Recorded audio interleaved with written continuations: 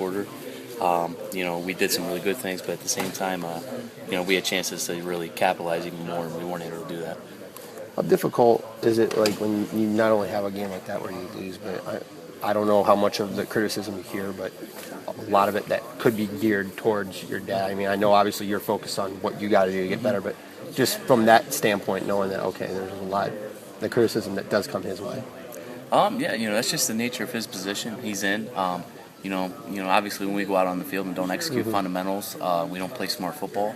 It's going to create some criticism, and it's kind of deserved the way we played. So now it's up to us players this week to try and change that and come out with a better performance this Saturday. James Vanderwerf was saying you guys mostly block it out. I mean, stuff outside. So how do you do that?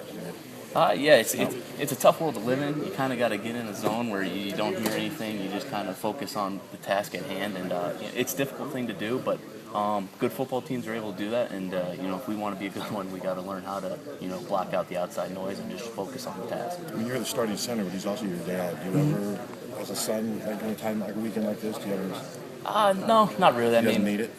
I think this is 13th year. Sure. So, we've kind of seen it all through these 13 years. We've been in the highs and we've been in the lows, and right now we're living week to week. So our goal right now is just to beat Minnesota and try and turn this thing around.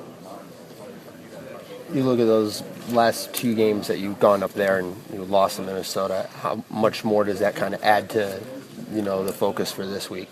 It means a lot. If you go back and look at the past 2 years, Minnesota's been the more exciting team to play.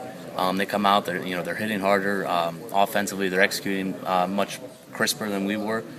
So that's the thing that stands out to me is they've been the more exciting team to play.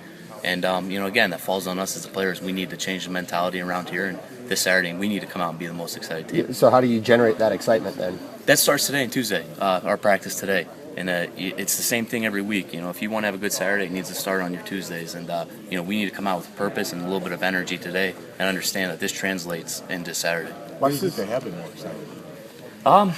It's hard to say. I've been a part of it for 2 years, and I can't give you a clear answer. So, what I do know is that, starting today, we're going to try and bring more energy out to the practice field and carry that throughout the week. When you walk by the empty trophy case, how does that motivate you? Again, I think it just reminds you of the past 2 years. And they've been the hungrier football team. They've been more excited, and it falls on us again as players. We're the ones who have to turn this around. You've had a really strong defensive line this year. How do you guys prepare?